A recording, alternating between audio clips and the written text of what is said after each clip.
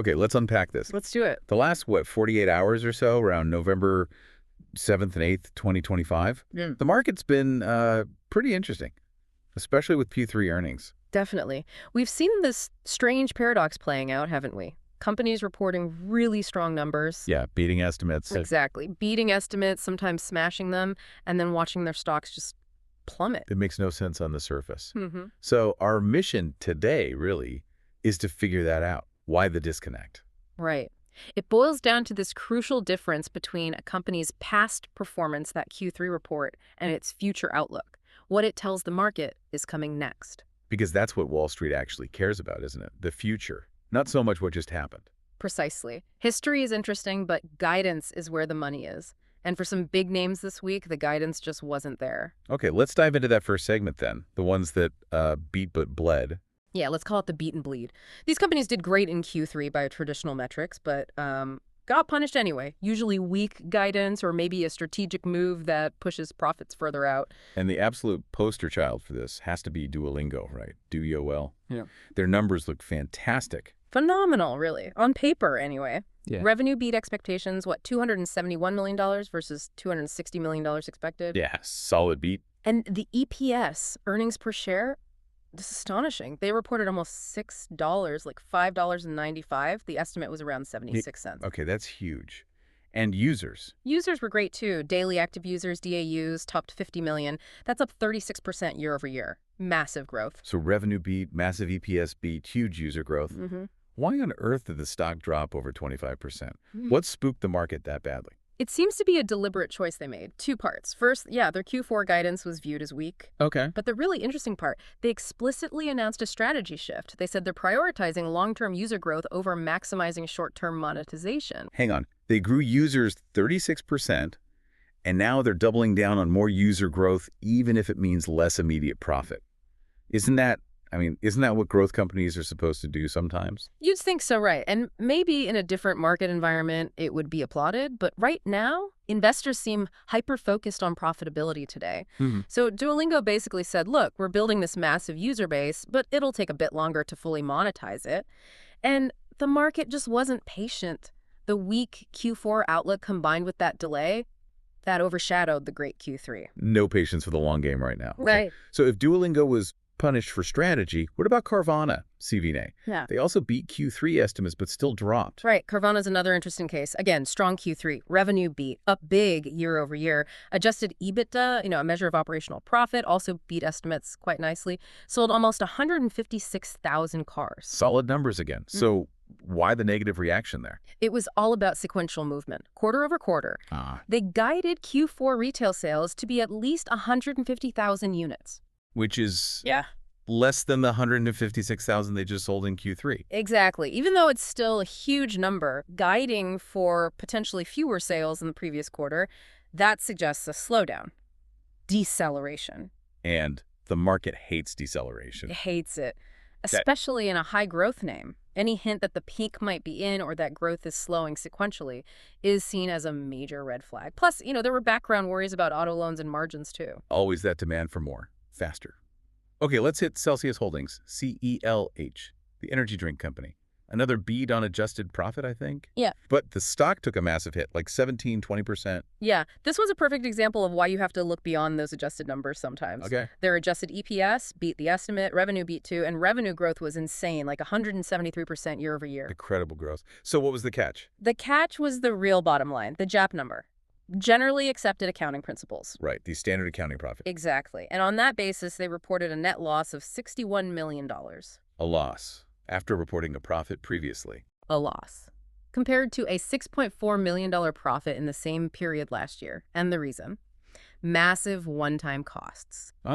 Related to? Integrating the Alani Nu brand they acquired and also restructuring their distribution deal involving Rockstar Energy. Yeah. Huge expenses hitting all at once. So the adjusted number looks good because it stripped out those costs. Right. Adjusted numbers can be useful. They show the underlying business performance.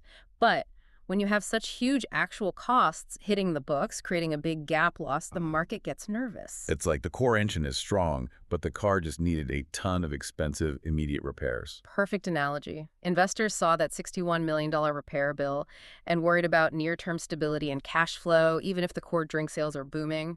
Volatility scares people. Okay, enough doom and gloom. Let's flip the coin. Which companies managed to beat Q3 and get the market's approval? The ones that sailed through. Yeah, and this is where it gets really instructive. These winners highlight just how much value the market places on clear, strong forward visibility, confidence about what's next. So who nailed it? I think Dutch Bros, BROS, did pretty well. They really did. The Dutch Bros kind of followed the playbook perfectly. Adjusted EPS beat, revenue beat, solid same-store sales growth. All good stuff. But the key was they raised their full-year revenue guidance. They didn't just meet expectations for Q3. They confidently said, hey, the rest of the year looks even better than we thought. raising the bar. Exactly. That confidence signal is what gave the market comfort, leading to that stable, positive reaction on November 7th. Makes sense. Okay, how about Doximity, DOCS, the network for medical professionals? They also seem to navigate earnings well. Doximity is just an efficiency story, and the market loves efficiency right now. They reported their Q2 numbers, actually, but beat strongly on both EPS and revenue. Revenue up 23% year over year. Nice. But what stood out? Their profitability, just stellar. They reported an adjusted EBITDA margin of 60%. 60%. 60? That's incredibly high. It shows they're converting revenue into profit very, very effectively. Plus, they mentioned a recent acquisition, Pathway Medical, and ongoing share buybacks. Shows they're managing capital well, too. That high margin gives them a cushion, I guess. Yeah. Against worries. A huge psychological cushion. When you're that profitable internally, the market feels much more secure about your ability to weather any broader economic storms. We also saw some follow-through in insurance, didn't we?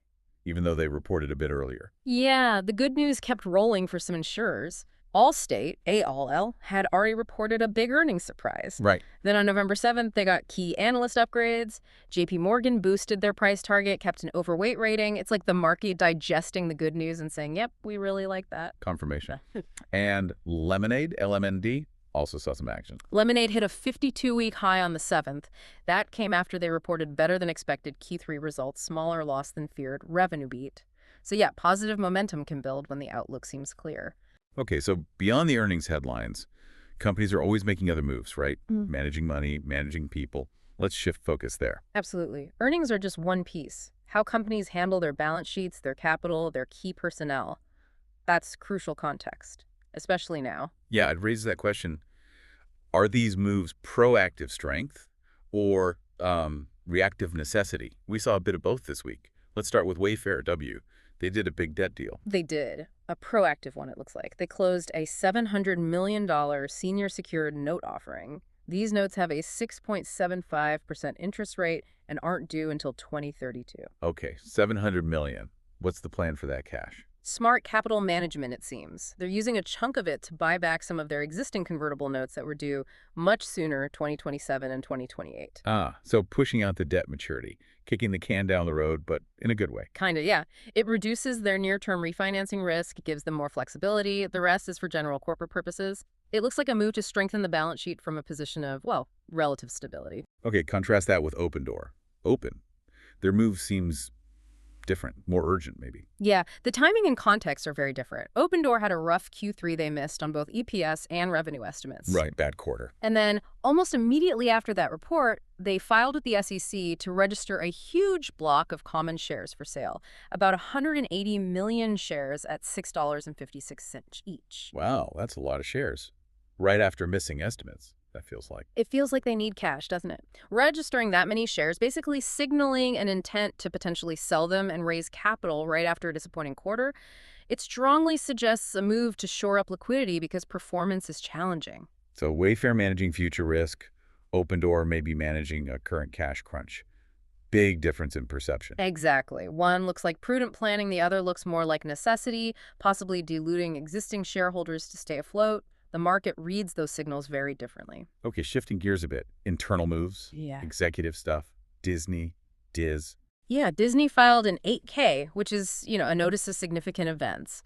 This one was about their chief legal officer, Horacio Gutierrez. What about him? They amended his contract, extended his term out to September 2028. And importantly, they bumped up his target long-term equity incentive potential stock compensation to over $12 million. Locking down key talent. That's the signal, yeah. Showing commitment to keeping top executives in place, especially in legal, which is crucial. And while Disney's locking people in, we saw some selling over at Roku, RKU. A bit, yeah. Insider selling always gets attention. A director, Neil Hunt, sold about 2,000 shares. Not a massive amount in the grand scheme, maybe $213,000 worth. Yeah, okay. But it coincided with the stock dropping about 2.4% that day. It just adds to the noise, a small indicator of sentiment from someone on the inside. Right. And speaking of media tech, Netflix, nflx. No earnings drama, but something else happening. Just a procedural thing, mostly. Their 10-for-1 stock split is coming up. The split. Yeah, record date is November 10th. And then the stock starts trading on the split-adjusted basis on November 17th. Doesn't change the company's value, just makes the share price lower, more accessible maybe. Got it. Okay, last bit here, fintech. Still seeing a lot of ups and downs. Definitely volatile. Macro concerns are really hitting crypto-related stocks. Coinbase, Coin, for instance, caught up in reports of a devastating sell-off in the space. Ouch. Yeah, plus they have their own issues, like a recent find in Europe, about 21 million, so company-specific and macro headwinds there. But not all bad news in fintech. Upstart, UPST, which is in the lending tech space, actually managed to beat its Q3 EPS estimates. Their earnings call was on November 7th. So it's a real mixed bag, driven by specific business models, regulation, and those big macro fears. #tag outro. Looking back at all this, what really jumps out at me is just how almost irrelevant Q3 performance became the second that guidance landed. Yeah. Especially for those beat and bleed stocks. Like the past disappeared in an instant, didn't it? Yeah. Like Duolingo running a record race, but then getting DQ'd because they look towards next year's finish line instead of this quarter's. That's a great way to put it. The market right now has its microscope firmly fixed on guidance and clean, predictable profitability, profitability. Right. Even that massive, 8 times EPS beat from Duolingo just didn't matter once the weak guidance and those big integration costs at Celsius hit the pape. If you can't forecast it clearly, or if it comes with huge asterisks. The market punishes you. We saw that split so clearly. Duolingo saying users first, profit later, versus Carvana basically needing to promise accelerating growth quarter over quarter, not just good year-over-year numbers. Exactly. Different expectations, different reactions, which I think leads us to a good final thought for you, the listener. Okay, let's hear it. Given that Duolingo was totally upfront, they told everyone their strategy was shifting to prioritize user growth over immediate profit. Should investors really punish them so harshly right now?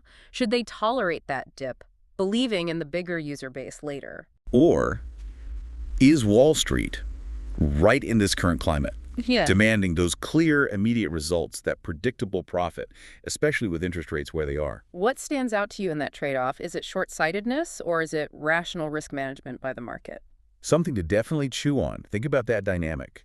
Forward guidance versus what just happened. Keep digging into it. Absolutely. Thanks for joining us for this deep dive. We'll catch you next time.